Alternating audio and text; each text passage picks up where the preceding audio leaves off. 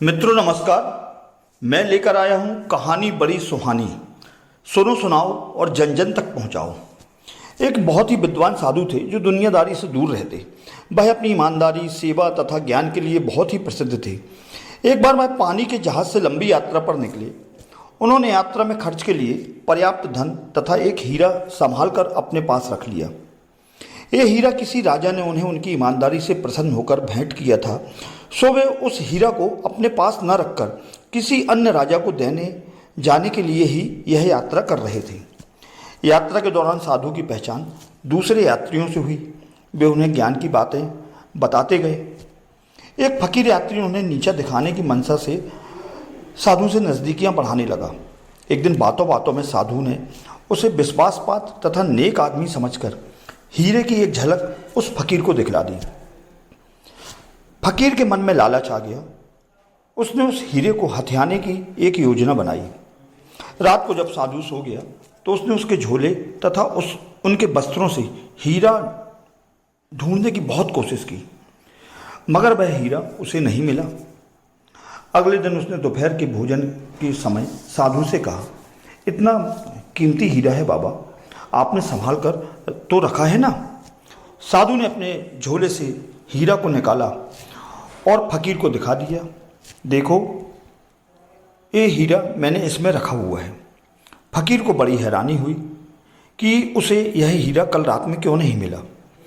मैं आज रात के फिर प्रयास करूंगा, यह सोचकर उसने दिन काटा और सांझ होते ही तुरंत अपने कपड़े टांगकर सामान को व्यवस्थित रखा और स्वास्थ्य ठीक न कहकर जल्दी सोने का नाटक करने लगा।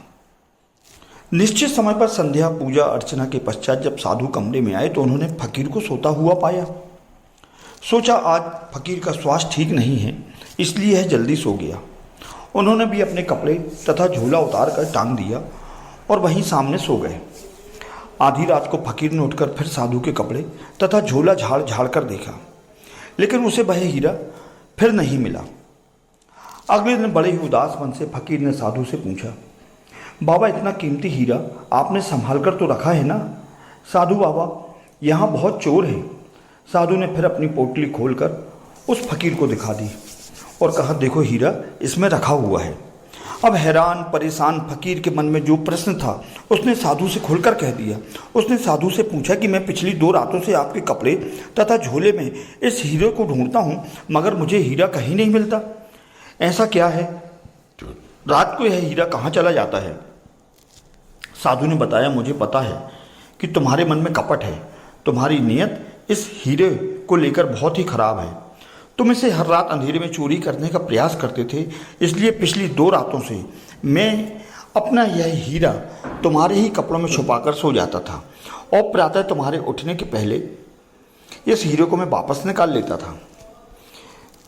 तो मित्रों, मेरा यह ज्ञान कहता है कि व्यक्ति अपने भीतर नहीं झांकता, अपने आप को नहीं ढूंढता, दूसरे में ही सब अवगुण तथा दोष देखता है।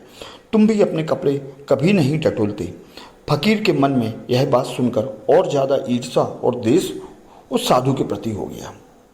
वह मन ही मन साधु से बदला लेने की सोचने लगा। उसने सारी रात जागकर एक योजना बनाई। सुबह उसने जोर जोर से चिल्लाना शुरू कर दिया, हाय मैं मर गया, मेरा एक बहुत ही बेशकीमती हीरा जो चोरी हो गया। और वह आवाज़ लगाते हुए बहुत जोर जोर से रोने लगा। जहाज के कर्मचारियों ने कहा, तुम घबराते क्यों हो? जिसने तुम्हारे हीरा की चोरी की होगी वह यही होगा। हम एक एक की तलाशी लेते हैं और निश्चित ही चोर पकड़ा जाएगा। यात्रियों की तलाशी शुरू हुई। जब साधु बाबा की बारी आई तो जहाज के कर्मचारियों और यात्रियों ने उनसे कहा, बाबा आपकी क्या तलाशी ली जाए? आप पर तो अविश्वास करना ही अधर्म है। यह सुनकर साधु बोले, नहीं, जिसका हीरा चोरी हुआ है उसके मन में शंका बनी रहेगी, इसलिए मेरी भी तलाशी ले ही ली जाए। बाबा की तलाशी ली गई, उनके पास से कुछ नहीं मिला। 2 दिनों के बाद जब यात्रा खत्म हुई, उसी फकीर ने बड़े ही उदास मन से साधु से पूछा, बाबा इस बार तो मैंने अपने कपड़े भी टटोले थे, हीरा तो आपके पास ही था, लेकिन वह कहाँ चला गया? साधु ने बड़े ही मुस्कुराकर कहा, उसे मैंने बाहर पानी में फेंक दिया था।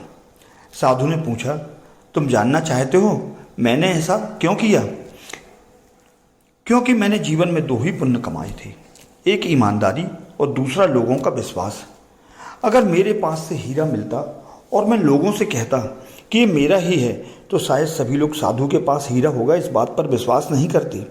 यदि मेरे भूतकाल के सत्कर्मों के कारण विश्वास कर भी लेते तो भी मेरी ईमानदारी और सत्यता पर कुछ लोगों का संशय बना रहता।